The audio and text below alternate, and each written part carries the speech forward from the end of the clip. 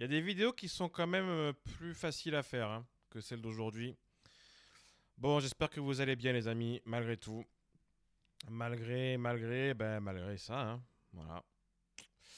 La défaite de Olympique de Marseille hier au tir au but face à Lille. Un but partout à la fin du temps réglementaire avec ce but de Luis Enrique dans les toutes dernières secondes et puis cette séance de penalty que l'on perd. Une séance de penalty sans Geronimo Rulli. Voilà, bon. On posera le débat évidemment demain. Hein. Demain, on aura une émission, notre live, la Tribune OM, avec d'ailleurs Amaguero en invité. Donc voilà, j'espère que vous serez nombreux à nous suivre. On parlera évidemment du match, on parlera mercato, on parlera de la suite. Les conséquences évidemment de ce match, de ce coup d'arrêt, hein, ce coup d'arrêt véritable. Voilà. J'ai encore du mal. Hein. Là, je tourne la vidéo, il est 11h du matin. Elle n'est pas passée. Hein. Elle n'est pas passée. Elle a un goût de OM Annecy, même si c'est pas Annecy n'est pas Lille. Mais dans le scénario, on est exactement sur la même chose. Ça fait 3 années d'affilée qu'on se fait éliminer dans une séance de pénalty en Coupe de France. Donc ça c'est problématique, c'est problématique. On va poser des questions, hein. On va essayer de mettre un petit peu des débats. Notamment, j'ai commencé hier et bon, alors sur X c'est toujours compliqué de débattre, hein, voilà, mais notamment pourquoi l'OM et pourquoi Roberto De Zerbi n'a pas mis Geronimo Rulli dans les cages, tout simplement. Voilà, pourquoi pour ce match. Ok, Coupe de France, ok. Geoffrey Delange doit avoir du temps de jeu, mais est-ce que contre Lille, ça devait s'appliquer. Bon. Lille a fait du turnover, mais Lille a plusieurs compétitions. Lille a une Coupe d'Europe à jouer. Nous, on n'avait que la Coupe de France, en plus le championnat. Ça fait des années qu'on remporte rien. Voilà, je pense que à un certain moment, il faut se poser les bonnes questions et demain en live, on va essayer de se les poser et de dire certaines choses parce que même au-delà du match, il s'est passé beaucoup de choses et beaucoup de choses négatives.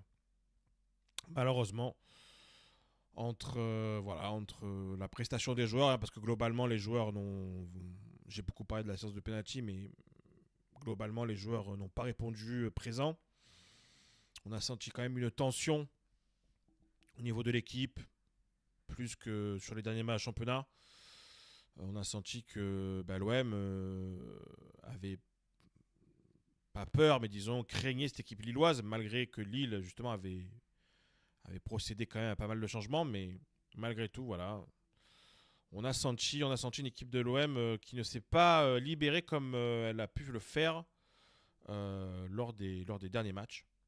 Et ça, c'est un élément qu'on va devoir analyser, comprendre. Voilà, est-ce que ça aurait été pareil à l'extérieur? Est-ce que c'est le Vélodrome qui a fait que? Le Vélodrome, on pourra en reparler aussi demain. Parce qu'il s'est passé des choses assez inacceptables au niveau du virage sud.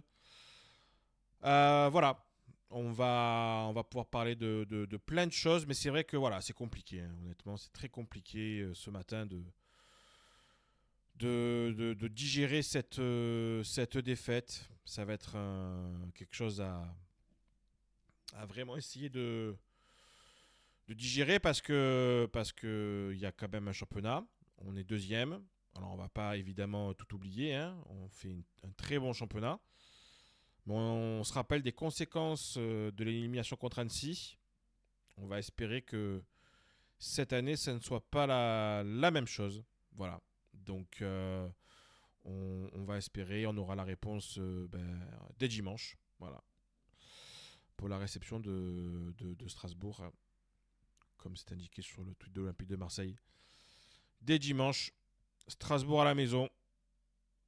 Ça va être l'heure de la revanche pour certains, pour beaucoup de joueurs. Beaucoup de joueurs ont déçu hier. Donc voilà, dans cette vidéo, au-delà évidemment du match dont on reparlera, comme je vous ai dit, demain, beaucoup plus en détail, on va parler un peu de mercato quand même. Eh oui, bah oui, c'est un peu quand même notre moment de bonheur.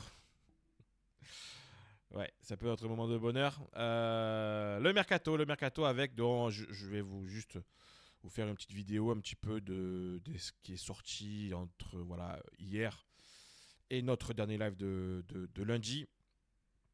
Notamment l'info que je vous donnais concernant Reda Benalian, que l'OM revenait à la charge. Donc ça, cette info, je vous l'ai donnée le 7 janvier dernier. Gianluca Di Marzio, qui hier, juste après le match, nous indiquait qu'il y avait une offre de l'Olympique de Marseille pour Benalian de 10 millions d'euros. Pour les Las Véron. Alors, Las Véron, on sait que c'est compliqué avec eux. Hein, voilà, hein, on se rappelle des différents dossiers entre Lazovic, Illich et Deutz. Ça a été à chaque fois des échecs de négociation, plus ou moins un peu bizarre. Donc, le passif avec ce club est compliqué. Malgré tout, on a envie de faire le joueur. Ça fait un moment qu'on est dessus. On suit toujours. Maintenant, comme nous l'indique aussi Fabrizio Romano, pardon, et ça c'était ce matin, c'est que la Lazio est aussi pour parler actif avec les Lazeron pour signer donc Reda Benalian. Évidemment, voilà, on n'est pas les seuls sur le dossier. Voilà, la Lazio tente d'anticiper les autres clubs intéressés, dont l'Olympique de Marseille. Alors, Fabrizio Romano ne cite pas, mais voilà. L'équipe a aussi confirmé l'intérêt de l'OM pour Belayan. Bon voilà, c'est un dossier dont je vous parlais déjà depuis un moment. C'est un jeune joueur très prometteur qui plaît à beaucoup de gros clubs. Donc on verra si on arrive à se positionner sur lui. Alors je vois beaucoup passer, oui mais ça sera à la place de qui. Bah écoutez, il y a beaucoup de joueurs à l'Olympique de Marseille aujourd'hui qui peut-être peuvent partir. Hein. On pense évidemment à Ismaël Koné, on pense à Menarit. On pense pourquoi pas à Valentin Rongier, qui a été quand même aussi très décevant hier soir, une nouvelle fois dans un grand rendez-vous.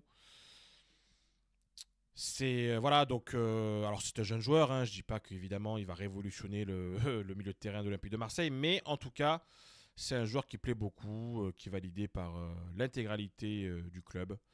Donc voilà pour ce dossier, même si pour Fabrizio Romano, et c'est quand même la source généralement la plus crédible au niveau des transferts, la Lazio est en tête dans ce dossier, mais comme l'indique Gianluca Di Marzio et comme je vous l'indiquais aussi, on est sur le dossier, on revient à la charge, on a proposé 10 millions d'euros, on va négocier, donc on verra où ça nous mène. L'autre, évidemment, grosse info, elle vient d'Italie, elle vient de la Gazzetta. L'OM veut rajouter Paul Pogba dans son effectif. Alors, évidemment, c'est un peu la rumeur là, qui revient depuis quelques semaines, quelques mois. Moi, j'étais très transparent avec vous dans ce dossier. Quand j'avais des infos, je vous en ai donné. Ça faisait 3 semaines quasiment que je n'avais plus aucune info. Et c'est vrai qu'hier matin, notamment, j'ai eu quelques infos sur ce dossier. Alors, pour être totalement clair avec vous, moi aujourd'hui, je vais laisser les choses se faire. Voilà, je ne vais pas forcément trop vous donner d'informations par rapport à ça, si ce n'est simplement une chose, c'est qu'aujourd'hui, Paul Pogba, il a un choix à faire. Il a envie, enfin en tout cas, il a plusieurs clubs qui s'intéressent à lui. Il a plusieurs offres sur la table, dont l'Olympique de Marseille, qui est évidemment là. Et c'est aux joueurs aujourd'hui de faire un choix, tout simplement. Un choix qui lui appartient et on verra où ça le mènera. En tout cas, s'il doit signer à l'Olympique de Marseille, le plan de l'Olympique de Marseille, c'est de l'intégrer dès maintenant, de le remettre un peu en forme, sur le sprint final, de commencer à lui faire des matchs. Mais par contre, l'objectif, c'est vraiment pour la saison prochaine, Paul Pogba, grosse préparation, avec un Paul Pogba titulaire à l'Olympique de Marseille. Comment dire, évidemment, si possible, avec une Ligue des Champions à jouer. Voilà. Donc, c'est l'idée. C'est vrai que ces derniers jours, semaines, moi, j'avais plus de nouvelles. Donc, il y avait certains pessimistes quand même qui avaient globalement autour de cette piste. Mais hier, voilà, ça s'est réveillé. Donc, écoutez, on verra bien. Franchement, on verra bien dans ce dossier. C'est un dossier qui est géré par son agent notamment. Voilà. Écoutez, on verra bien. Mais le joueur n'a pas tiré un trait définitif, notamment sur une carrière en Europe et aussi un objectif pour lui qui est l'équipe de France. Euh, S'il veut rester en équipe de France, s'il veut revenir en équipe de France, il doit rester en Europe et pour ça, il y a un projet qui est l'Olympique de Marseille qui serait le projet aujourd'hui le plus intéressant pour lui par rapport aux autres offres européennes qu'il peut avoir. En tout cas, voilà, c'est l'un des gros dossiers. L'un des gros dossiers, évidemment, hein, Paul Pogba. Euh, Ça serait un coup marketing, sportif. Alors, sportif, peut-être pas, mais enfin, même si on peut en reparler, mais en tout cas, un coup de communication, marketing assez retentissant. Et ça, l'OM en a parfaitement conscience. Il faut bien se rendre compte d'une chose, tout simplement. Hein, il suffit. Parce qu'on parle notamment du salaire de Paul Pogba, à combien il viendrait, etc. Concrètement, peu importe le salaire de Paul Pogba, vu les répercussions que ça pourrait avoir d'un point de vue économique par rapport à tout ce qui est vente de maillots, sponsoring autour de Paul Pogba, l'OM rentrerait dans ses frais sans aucun problème. Donc, c'est que du bonus si Paul Pogba sera amené à venir à l'Olympique de Marseille. Voilà. L'autre dossier dont je voulais parler, c'est le dossier d'Andreas Pereira. J'en avais parlé mot pour mot. Enfin, j'en ai parlé. Non, j'étais pas là. Évidemment, lundi, j'embrasse Julien qui me l'a bien fait payer de mon absence sur le dernier live. Je saurais m'en rappeler, Julien. Voilà, la vengeance est un plat qui se mange froid. En tout cas, voilà. Donc, comme Julien vous l'avait expliqué, puisque je lui avais donné les infos, donc, notamment sur le dossier Andreas Pereira. Alors, c'est Adam Seur qui a repris mot pour mot les infos qu'on avait données. Donc, sur le dossier Andreas Pereira, voilà. Donc, l'OM cible Andreas Pereira pour ce mercato d'hiver. Les dirigeants marseillais sont en contact avec le joueur. Dossier lié à un départ d'Ismaël Koné, voilà, comme on a expliqué, et ou d'Amin Harit. Et Roberto De Zerbi, pardon, est un grand fan du joueur déjà ciblé cet été. Voilà, donc c'est exactement mot pour mot ce qu'on a dit. Effectivement, voilà, le dossier est toujours là. C'est un dossier qui... le contact n'a jamais été rompu entre l'Olympique de Marseille et le joueur. C'est ce qu'il faut savoir.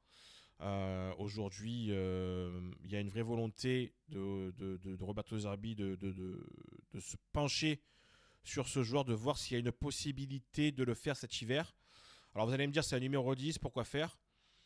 Il faut bien se rendre compte quand même d'une chose, et je pense que le match d'hier aussi en est la preuve, c'est que le changement tactique qui a été opéré par Roberto De Zerbi donc en 3-4-2-1, c'est un changement tactique aussi un peu imposé par les joueurs que l'on a.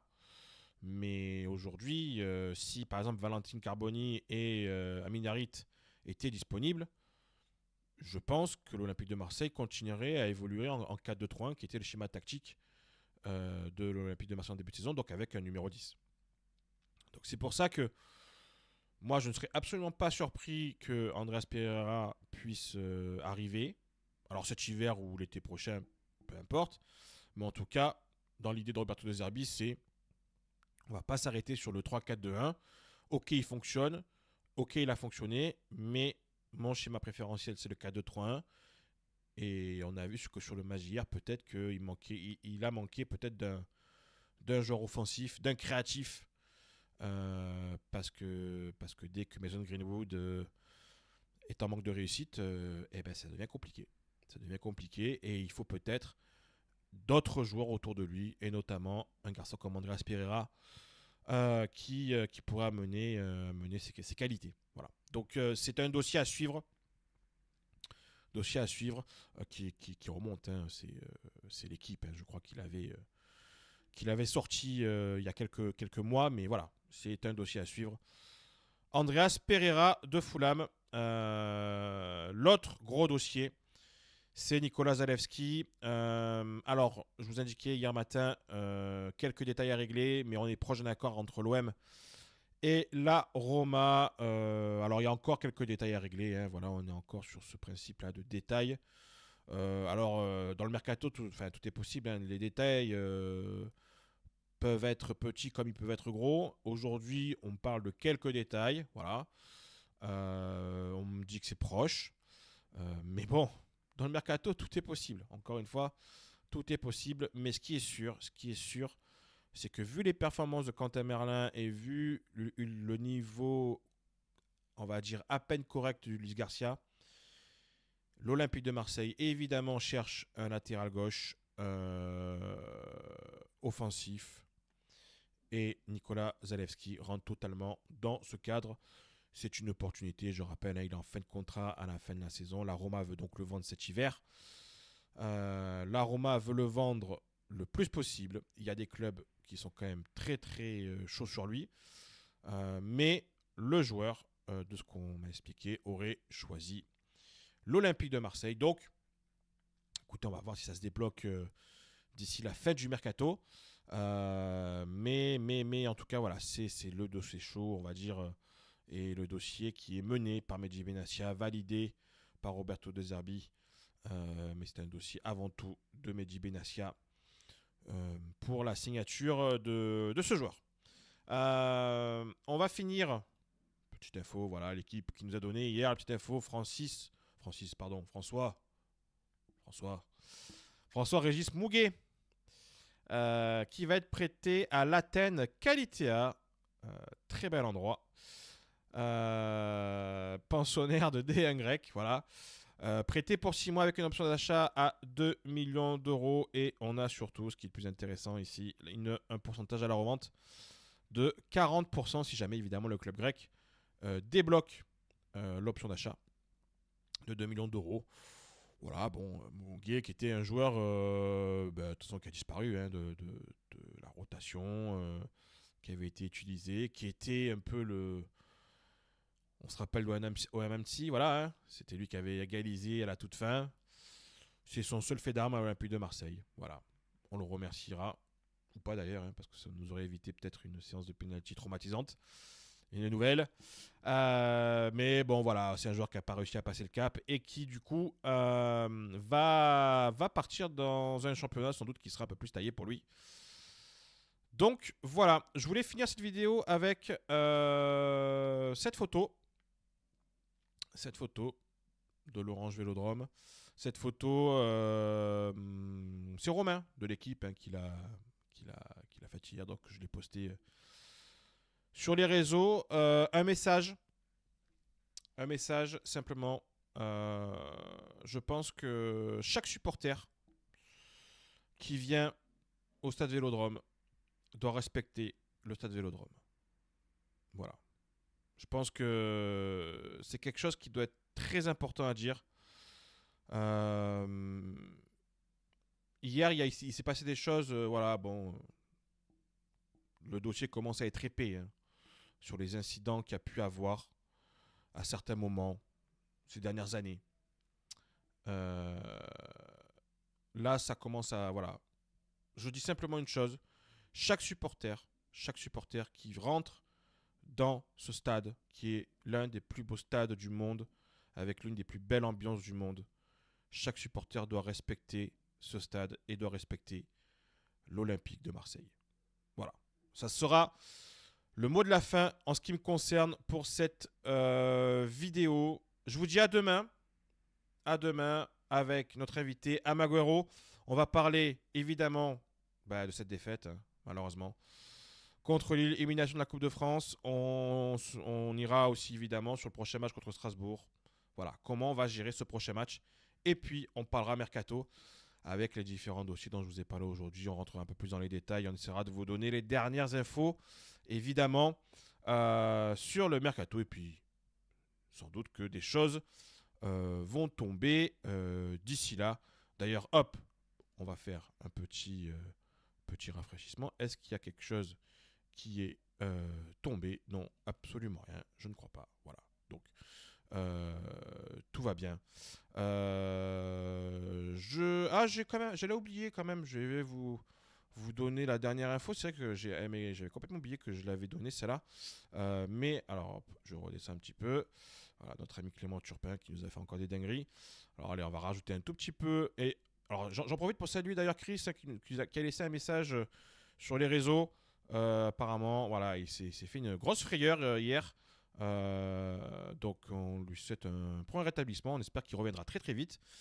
Parce que voilà, il est extraordinaire. C'est un garçon merveilleux. Et on espère vraiment qu'il reviendra très très vite sur sa chaîne. Parce que c'est top. C'est top vraiment ce qu'il fait ce garçon. Donc voilà. Non, je voulais juste revenir sur l'info que j'avais donnée aussi hier matin. J'ai oublié d'en reparler. Voilà, comme quoi. C'est que l'OM suit la situation d'Olivier Boscagli. Alors c'est vrai que ça a été beaucoup repris. Voilà, il fait partie aussi des joueurs suivis en cas de départ de Lilian Brassier. Lilian Brassier, donc le départ, là aussi, il va falloir un petit peu attendre pour le départ de Lilian Brassier parce que concrètement, il y a des négociations avec Brest qui doivent se faire pour pouvoir en fait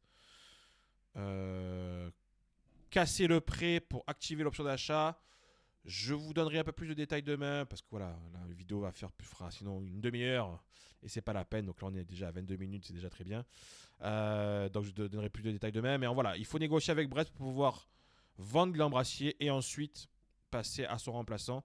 Et Olivier Boscagli, défenseur du PSV, arrive en fait contrat lui aussi en 2025. Un joueur français qui s'est révélé quand même aux Pays-Bas, qui a une très belle cote, gaucher, qui intéresse l'Olympique de Marseille. Lui est intéressé pour venir. Il y a beaucoup de clubs sur lui. Donc à voir. Mais pour le coup, il collerait parfaitement au style de jeu Roberto De Zerbi. Donc voilà pourquoi aujourd'hui l'Olympique de Marseille s'intéresse à lui. Voilà, c'était la dernière info que je vous donnais. Je vous dis à demain.